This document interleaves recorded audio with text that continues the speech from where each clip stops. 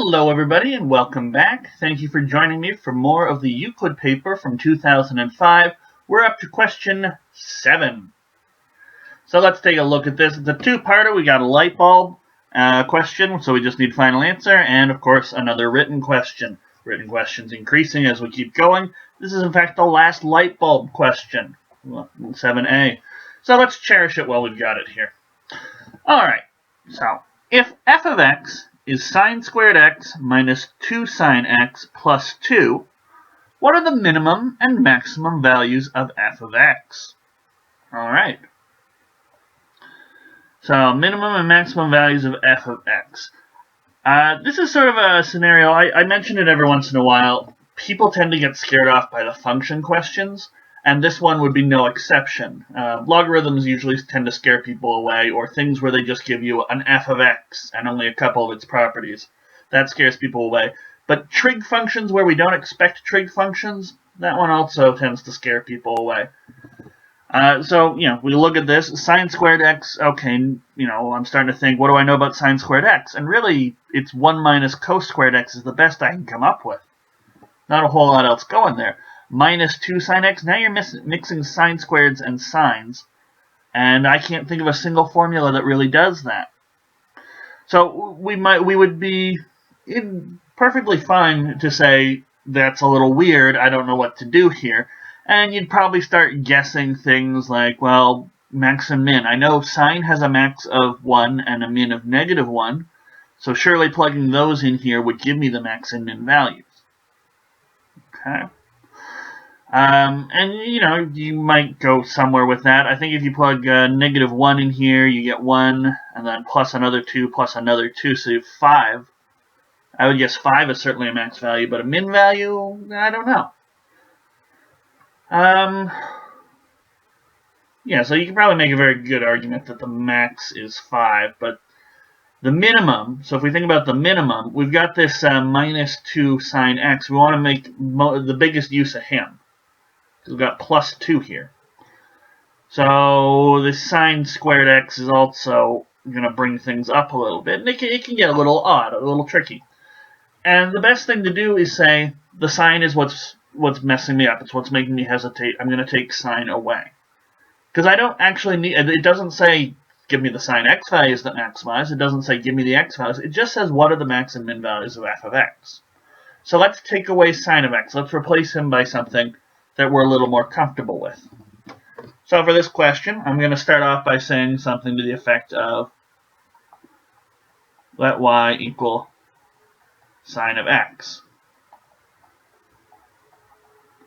So then our f of x, so sine squared x minus 2 sine x plus 2, just becomes y squared minus 2y plus 2. And this is something I am comfortable dealing with.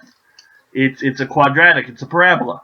Another way we might have thought to do this, other than saying, sine is scary, notice that the next question has a parabola in it. So you might already be thinking, geez, this kind of looks like a parabola. And now it really does.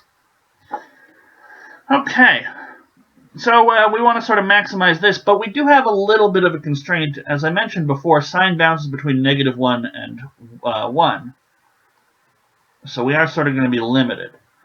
And this conjures up an interesting picture. So we have what is essentially a parabola here, and he probably looks a little something like this. And we want to maximize this. But we can't just maximize it anywhere. We've got to maximize it between negative 1 and 1. So we'll have a couple different possibilities. One, the peak of this parabola, or I guess the lowest point of the valley, the nadir, is somewhere in this range, in which case, yay, we can quite quickly pick him out. And then, if that's the case, what about the max? Well, the max would have to be on one of the endpoints. I don't know which one's higher, but one of the endpoints. Okay? Or, over negative 1 and 1, we just might not have, the lowest point might be somewhere else, in which case then the max and min are just going to be these two endpoints with 1 and negative 1 plugged in. It's up to us to figure out which of these two cases we're in. Okay? And you could verbally explain it, you know, these are the two possibilities. You might say, well, why do we only have upward-facing parabolas? Because the coefficient there is 1. It's positive in front of the y squared, so we're fine. But it's a light bulb question, so if we don't want to write these things out, if we want to only verbally say them to the camera or verbally say them in our heads during the contest, that's fine. Okay? It's a light bulb. We don't have to do it. So I'm saying it, and I'm explaining my reasoning to you guys, but we're going to try and go through this quickly because we've got a written B part we got to deal with. So now I want to say, well, where is the minimum of this thing? Where does it get lowest? And so I would probably complete the square at this point. You know, find the vertex. This guy's definitely upward facing, and his vertex is going to be the lowest point. And the question is that vertex going to appear somewhere between -1 and 1? So we might do y squared minus 2y plus 1. We just break up the 2. And then we've got y minus 1 squared plus 1. So what does this tell me? The min occurs at 1, because that would make y minus 1 equal to 0, and is 1. So specifically our picture looks like this. So the minimum point is in the range. Our parabola just comes in, he sort of, he doesn't hit the axis exactly. He's just above it, but our minimum point is right here, right above 1. So our maximum point has got to be at the other end when y is minus 1. So if you had just said, well, sine is max at 1, sine is min at -1, let's plug those in and gotten those values, you would have been no worse for wear.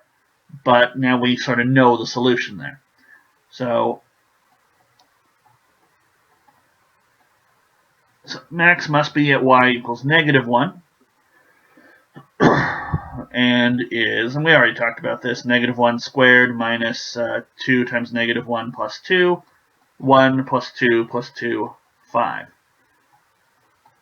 So the max equals 5, and min equals 1 for our original function f of x. It doesn't matter what x is given us to us. It doesn't matter the y values. No one's asking for that. Just max and min of f of x. So there we go. So that's A part. Let's take a look at B part, which, as I already said, has another parabola. In the diagram, the parabola y equals -1/4 x minus r times x minus s, so these guys are going to have to be the roots, intersects the axes at 3 points. We've got -k0, 0, 3k, and 3k0. The vertex of this parabola is the point V. Determine the value of k and the coordinates of V. Okay, so they're even talking about a vertex here. So if you had skipped over A and said, I don't quite know how to do it, and tried B, rather than, say, trying A, getting frustrated that you didn't understand it, and going back and double-checking your work and saying, I can't do any more of this contest. If you'd skipped over it and looked at B, they're giving you major hints. Parabola, vertex. These are all exactly the things we use to solve A. Alright, so we want to determine the value of k and the coordinates of B. This shouldn't be too bad. We've got 3 points here. Everything should be fine. Now, it depends on how confident you are to say -k must be one of R or S, and 3k must be one of R or S. If you're comfortable with that, just go ahead and say that if you want to, but you can certainly say, what we're going to do is we're going to plug values into this parabola. So you could certainly say something to the effect of -k0 is on parabola. So that means 0 is -1/4, -k minus r, -k minus s. So 0 is -k minus r times -k minus s. So you either have -k minus r is equal to 0 or -k minus s is equal to 0.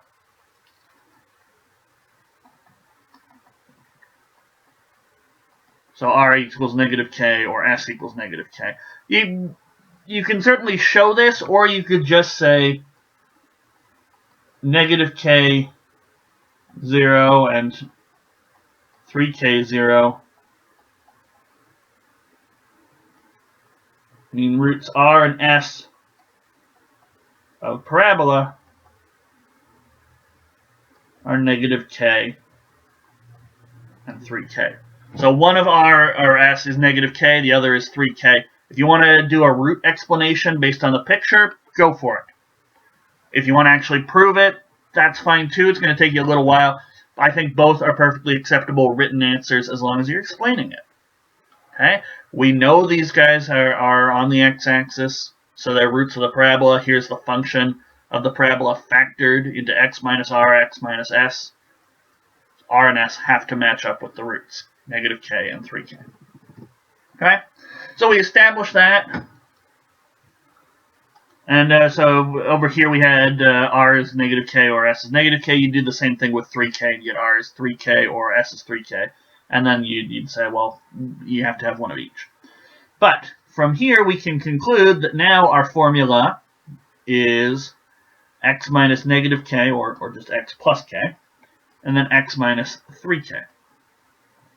Alright, so we're looking good. We got rid of r and s, now we're just down to a k. And we can do a little bit more. 0, 3k is on the parabola.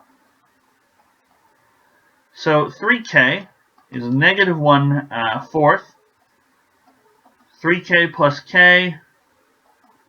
3k, or sorry, not 3k plus k, 0 plus k. And 0 minus 3k. Well, this is negative 1/4 k times negative 3k. I will get rid of the minus sign, so we'll have 3k squared over 4 is 3k. You can divide by 3k on both sides. So 1 is equal to k over 4. Or another way to say that is k is 4. Well, hey, they asked us for the value of k. Determine the value of k. Well, it's 4. Correct. So now we can put that into the parabola, expand it all out, and put it in vertex form. So plug k equals 4 into the equation. And put it in vertex form.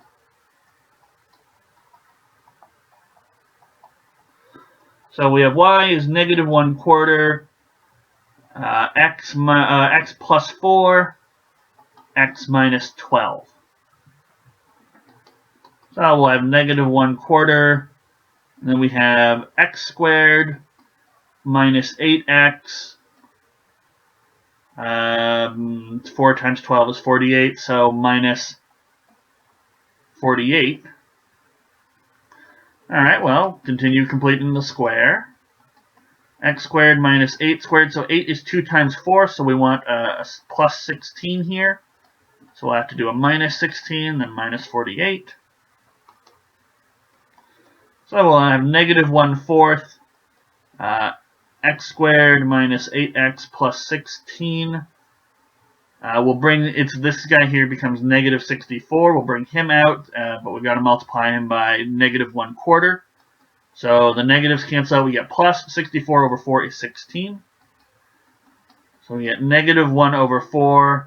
And now x squared minus 8x plus 16 is x minus 4. So x minus 4 plus 16. And notice that this is the value of k, and this makes sense because our parabola, when it had roots minus k and 3k, and your vertex always sits right over the average of the two roots. So that would be 2k over k, or 2k over 2, so it should be sitting right above k, or 4. So this is a nice little double check. So V has coordinates 4, 16. And that was the other thing they asked us to do. Get the coordinates of V and figure out exactly what K is. There it is. We're done. We showed our work. We did equations step by step. We even said what are we going to do? Well, we plug in the k, and we put it in vertex form, and that immediately gives us the coordinates of v, the vertex they were asking for. Not a bad question. I liked that both parts were about parabolas, but they weren't completely integrated with one another, like we'll see probably with 8 and 9 and 10, which are usually about a single concept. I don't have anything left to say about 7. I will see you guys in the next video for question number 8 on the Euclid.